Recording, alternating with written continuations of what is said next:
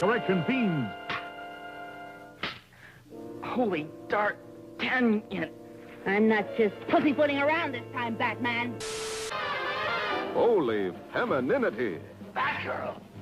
Batgirl? Batgirl? What's wrong, Batman? Someone has stolen a show from this fall's new season of ABC programs. Holy grand larceny. In January 1966, as ABC was preparing to unveil its second season of programming, Broadcasting Magazine reported that the network was restructuring its soon-to-premiere Batman in order to fit in a fourth commercial minute. Ho ho ha ha! The half-hour series, which are run on Wednesdays and Thursdays from 7:30 to 8, was set to premiere on January 12th. ABC planned to either shorten or remove promos, logos, credits, and billboards to make room for the new minute, and a network spokesman noted that just 3 actual seconds of program content would have to be removed. Fantastic, pretty lady.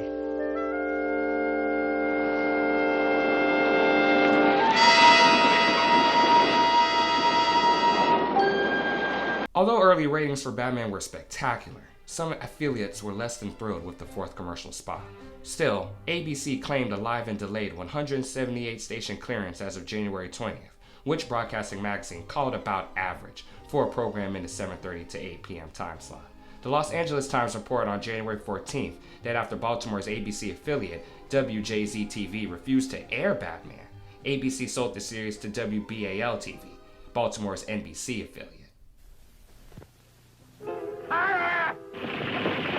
Holy Guadalcanal, Batman! What now? WBAL-TV aired the Wednesday and Thursday episodes back-to-back from 2:30 to 3:30 p.m. on Saturdays beginning January 22nd, while WJZ-TV filled Batman's 2.5 hours with The Legend of Jesse James and A Man Called Shenandoah, 2 ABC programs the station had previously preempted on Mondays in favor for the weekly movie. Despite the WJZ-TV situation, ABC was of the opinion that the bulk of its affiliates were supportive, especially given the fact that it had revealed its plans for Batman to them as early as November 1965. I order you to surrender. I hope this doesn't depress you. According to the network, the fourth spot was necessary to offset the weekly $150,000 cost of producing the double episodes, although this was disputed by some. That wasn't enough for WJZ. The station told ABC in December of 1965 that it would be more than happy to clear Batman, but not with the fourth commercial, calling it contrary to standard practice, later suggesting that ABC drop 1 commercial each week on a rotating basis. We had a contraption called the Bat Cycle, and I used to ride a motorcycle back and forth to work and so on, and I was okay on the Bat Cycle, but poor Bert, not so good, because he was in the sidecar. And you see, Batman would push a little button and give an order, whatever, and that sidecar was then rigged, we thought, to go in a certain direction and end up at a certain point. It very seldom did that. So Bert would be screaming and white-knuckled.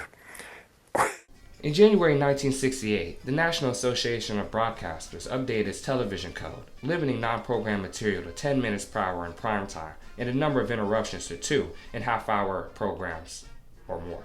A little over a decade later, in June 1979, the Justice Department filed an antitrust suit against the National Association, charging that its television code restricted the amount of available commercial time in order to increase prices.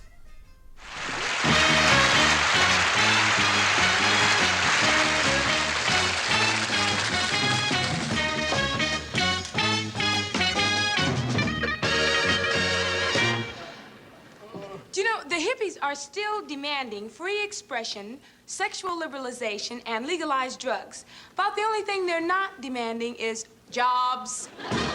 By the early 80s, all networks had begun increasing commercial time in half-hour and hour series. This was, of course, because the broadcast networks were so concerned about losing ad revenue, they had to increase commercial time. In the case of opening titles, executives explained that people just don't sit still for a full title anymore, especially in situation comedies. A settlement between the Justice Department and the National Association of Broadcasters, approved in November of 1982, would abolish the previous association's television code, despite the fact that only portions of it pertain to commercials. And on Thursday, January 17, 1983, the National Association officially voted to repeal both its radio and television code. A few thoughts. I never realized what a luxury it is to have a few thoughts. Additional federal regulations, including a limit of 16 commercial minutes per hour, were limited by the FCC in June of 1984. The New York Times reported that at the time, both NBC and CBS had their own limits on commercials. CBS with 9.5 minutes of non-program commercial material, and NBC broadcasting 10. As a result of this deregulation, however, as many consumer advocates had warned, the number of commercials began to increase.